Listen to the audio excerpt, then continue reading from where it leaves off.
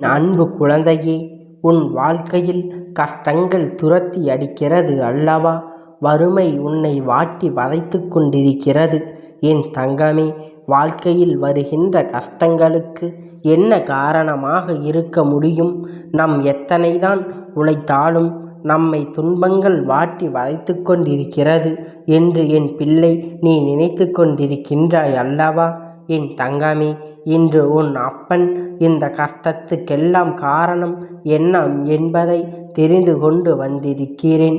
அது வெளியில் எங்கும் இல்லை, உன்னுடைய இல்லத்துக்குள் தான் இருக்கின்றது. உன் இல்லத்தில் நடந்து சில தவறான விஷயத்தை உனக்கு வறுமையில் உன்னை விட்டு பிரியாமல் உன்னோடு இருந்து கொண்டிருக்கிறது என்பதை நான் புரிந்து கொண்டேன். நான் இப்பொழுது உன்னோடு பேச வந்திருக்கிறேன். என் தங்கமே, உன் வாழ்க்கையில் வறுமை என்பது உன்னோடு ஒட்டி பிறந்தது போல எந்நாளும் தொடர்ந்து கொண்டு இருக்கிறது. அப்பன் என்று உனக்காக உணர்த்துவதற்காகத்தான் இங்கு வந்திருக்கிறேன். என் தங்கமே, நான் சொல்லி முடிக்கும் முன்பே நிச்சயமாக இதுவெல்லாம் உன் இல்லத்தில் நடந்து கொண்டிருக்கிறது என்பதை நீ புரிந்து கொள்வாய். ஏனென்றால் அப்பன் காரணமில்லாமல் உன்னிடத்தில் எதையும் கொண்டு வந்து சேர்ப்பது கிடையாது. உனக்கு எது பிரச்சனையாக இருக்கின்றதோ, எதனால் உனக்கு நடக்கின்றதோ, அது நல்ல விஷயங்களாக இருந்தாலும் சரி, கெட்ட விஷயங்களாக இருந்தாலும் சரி, அதை முன்கூட்டியே உன்னிடத்தில் சொல்லிவிடுவதற்காகத்தான் உன் அப்பன் வந்து கொண்டிருக்கின்றேன். என் தங்கமே, உன்னிடத்தில் அதை பற்றி நான் முழுமையாக சொல்லுகின்றேன். இதையெல்லாம் நீ நிச்சயமாக இன்று இரவு போல் தெளிவாக புரிந்து கொண்டு நாளையில் இருந்து இந்த தவறினை நீ ஒருபோதும் செய்யக்கூடாது. என் தங்கமே, வறுமைக்கு வழிவகுக்கக்கூடிய இந்த தவறுகள் உன்னுடைய இல்லத்தில் இருக்கிறது என்றால் அது உண்மைதான். ஏனென்றால் நானே அதை கண்கூடாக கண்டு விட்டேன் அல்லவா? உன்னுடைய இல்லத்தில் நானே அதனை கண்கூடாக கண்டிருக்கின்றேன். உன்னுடைய இல்லத்தில் நான் இருக்கும் பொழுது உன்னுடைய குடும்பத்தில் இருப்பவர்களுக்கு நீயுமே கூட சில நேரங்களில் இந்த விஷயத்தை செய்கின்றாய். இதை செய்யக்கூடாது என்று சிலருக்கு தெரிந்திருக்கும். ஆனால் அந்த நேரத்தில் செய்கின்ற பொழுது அதை மறந்து விடுகின்றார்கள். தன்னுடைய செய்வது தவறு என்பதை அதன் பின்னால் உணர்வதும் கிடையாது. நம்முடைய இல்லத்தில் தெய்வங்கள் முடியுமாக வைக்க வேண்டும் என்றால், தெய்வங்கள் உன் இல்லத்தில் நிரந்தரமாக இருக்க வேண்டும் என்றால், அவர்களுக்கு பிடிக்காத விஷயங்களை நீ ஒருபோதும் செய்யக்கூடாது. நீ நன்றாக இருக்க வேண்டும் என்றுதான் அவர்கள் உனக்கு ஆசீர்வாதங்களை வழங்குகின்றார்கள். அந்த நேரத்தில் நீ அவர்களை அவமதிக்கும் விதமாக நடந்து கொண்டால் அது அவர்களுக்கு மனவேதனை கொடுத்துவிடும். அப்படியே அங்கிருந்து சென்று விடுவார்கள். என் தங்கமே, அப்பன் சொல்கின்ற தெய்வங்கள் யாரெல்லாம் தெரியுமா? உன்னுடைய குடும்பத்தில் வறுமை இல்லாமல் இருக்கவும், செல்வ செழிப்போடு இருக்கவும் உனக்கு துணையாக இருக்கக்கூடிய மகாலட்சுமி தேவியின் குபேரனும் தான். என் தங்கமே, இவர்கள் இருவரையும் ஒரு நாளும் அவமதித்து விடாதே. அவர்கள் அதற்கு அப்பன் சொல்கின்ற இந்த விஷயம் இல்லத்தில் நடக்கிறதா என்பதை சோதித்து பார். ஏன் என் குழந்தையே, உன் வீட்டில் உப்பினை தேவையில்லாமல் கீழே சிந்தி விடாதே. அதனால் எப்பொழுதும் உப்பினை கீழே சிந்தாமல் பார்த்து கொள்ள வேண்டும். தெரியாமல் சிந்தி விடாதே. அது மகாலட்சுமி அவமதிப்பதாக அது இருக்கும். என் செல்லமே, அதற்கு சமமாக விடும். அதனால் எப்பொழுதும் உப்பினை கீழே சிந்தாமல் பார்த்து கொள்ள வேண்டும். தெரியாமல் சிந்துவது வேறு, தெரிந்தே அங்கும் இங்கும் அறக்க பறக்க வேலை செய்யும் பொழுது கீழே கொஞ்சம் மேலே கொஞ்சமாக சிந்திக் கொண்டு இருந்து விடக்கூடாது. உப்பினை கையில் எடுக்கும் பொழுது லட்சுமி தேவியானவளுடைய அம்சம் என்ற எண்ணத்தை மனதில் வைத்து கொண்டு அதனை பொறுமையாக கையாள வேண்டும். அதனால் அது உன்னுடைய சமையலுக்கு அளவோடு போய் சேரும் என்பதை நீ மறந்து விடாதே.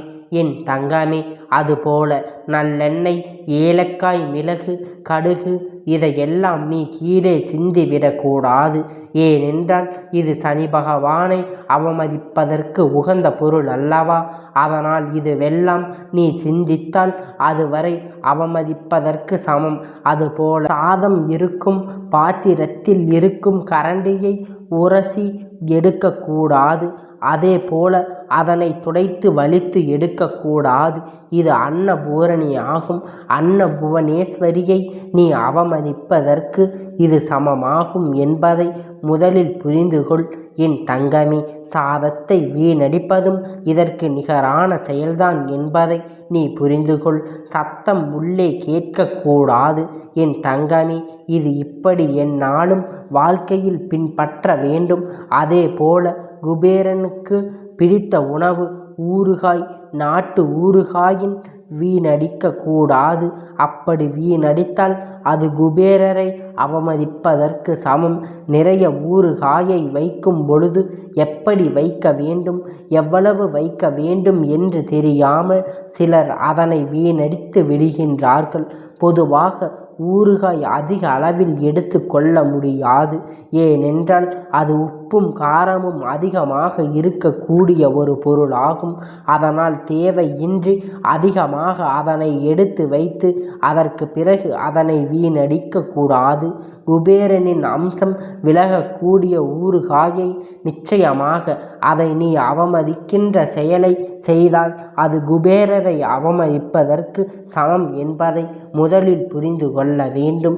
என் செல்லமே, இந்த விஷயத்தை மிக முக்கியமான விஷயம். பூஜை அறையில் குத்து விளக்கு தவறி தெரியாமல் கீழே விழுந்தாலும் சரி, ஏற்றிய விளக்கு அணைந்தாலும் சரி, உன் குலதெய்வத்திற்கு உடனடியாக நீ காணிக்கையினை முடிந்து வைக்க வேண்டும். ஏனென்றால் இது போன்ற இந்த 2 செயல்களும் நடக்கிறது என்றால் குலதெய்வத்திடம் உன்னிடத்தில் ஏதோ ஒரு விஷயம் சொல்ல வருகிறார் என்பதை நீ புரிந்து கொள்ள வேண்டும். என் தங்கமே, அதனால் அவருக்கு உடனடியாக காணிக்கை முடிச்சை நீ எடுத்து வைக்க வேண்டும். எப்பொழுதும் அவர்களை காண வேண்டும். நேரம் உனக்கு வருகிறதோ, எப்பொழுது உன்னுடைய குலதெய்வ கோவிலுக்கு செல்ல வேண்டிய நேரம் உனக்கு கிடைக்கிறதோ அது அன்று அந்த காணிக்கையினை முடிஞ்சினை நீ அங்கே கொண்டு உண்டியலில் போடலாம். சரி, அதை வைத்து அவருக்கு ஏதேனும் பூஜை பொருட்களை வாங்கி கொடுத்தாலும் சரி. என் குழந்தை, இது போன்ற செயல்களை எல்லாம் உன் இல்லத்தில் சரியாக நடக்கிறது என்று ஒரு முறை சிந்தித்து பார். என் தங்கமே, ஏற்றிய தீபம் அணைந்தால் வருத்தப்பட தேவையில்லை. குலதெய்வம் உன்னை காண வேண்டும் என்று நினைக்கிறார்கள் என்பதை நீ அப்பொழுது புரிந்து கொண்டால் போதும். காணிக்கை முடிச்சுகளை உடனடியாக அந்த நேரத்தில் நீ முடிந்து வைத்து குலதெய்வத்தின் பெயரை சொல்லி அவர்களை மனதார வணங்கி நீ இதை செய்தால் போதும். என் தங்கமே, இப்படியெல்லாம் உன்னுடைய இல்லத்தில் சில தவறுகள் தொடர்ந்து நடந்து கொண்டிருக்கிறது. முக்கியமாக இதில் குறிப்பாக நடக்கக்கூடிய விஷயம், சாதத்தின் கரண்டி அடியில் படும் வரை சத்தம் போட்டு வலித்து எடுத்து என் தங்கமே அங்கு இருக்கின்ற 1-2 பருக்கைகளை அப்படியே விட்டுவிடு. என் தங்கமே, அப்பன் அந்த சாதத்தை நான் அப்படியே எடுக்க அது வீணாகாதா போகும் என்று நீ நினைக்கலாம். என் தங்கமே, அது அப்படி அல்ல.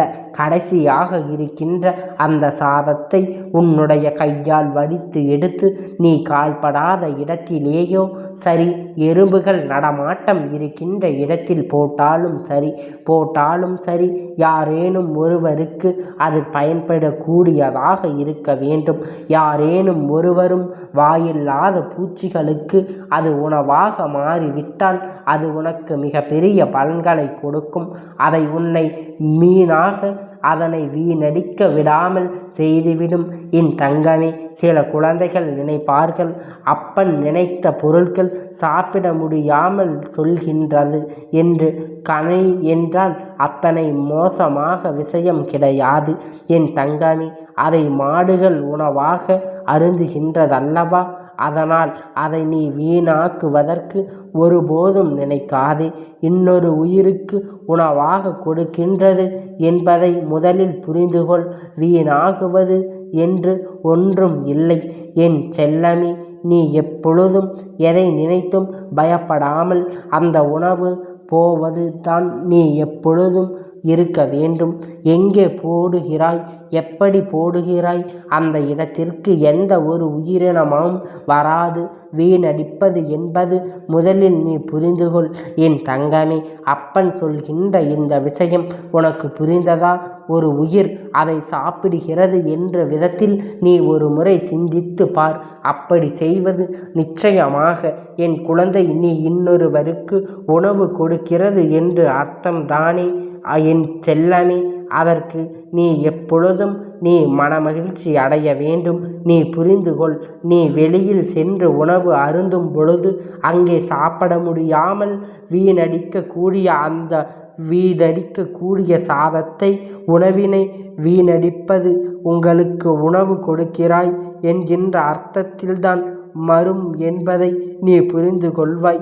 நீ வெளியில் சென்று உணவு அருந்தும் பொழுது அங்கே சாப்பிட முடியாமல் வீணடிக்கக்கூடிய அப்படி வீசிவிட்டு வருவது உணவை வீணடிப்பது.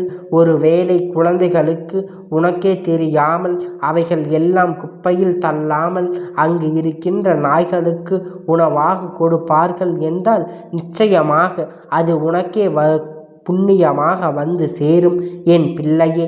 அப்படி இல்லாமல் அது வீணாகி போகின்றது என்றால் அது உனக்கு மிகப்பெரிய தவறு என்பதை நீ புரிந்து கொள்ள வேண்டும் என் தங்கமே. அதனால் ஒரு நாளும் உணவை வீணடிக்காதே. எத்தனையோ பேர் உணவினை இல்லாமல் தவித்து கொண்டிருக்கின்றார்கள். என் செல்ல குழந்தையே, அப்பன் சொன்னதை கவனமாக நினைவில் கொண்டு நீ இனிபோல் நீ நடக்காமல் பார்த்து கொள்ள வேண்டும். இது போல நடந்து கொண்டால் நிச்சயமாக இனி உன் வாழ்க்கையில் எப்பொழுதும் நல்லது நடக்கும் என்பதை நீ மறந்து விடாதே. என் அன்பு குழந்தையே, இந்த அப்பனுடைய ஆசீர்வாதம் எப்பொழுதும் உனக்கு முழுமையாக கிடைத்து கொண்டே இருக்கும்.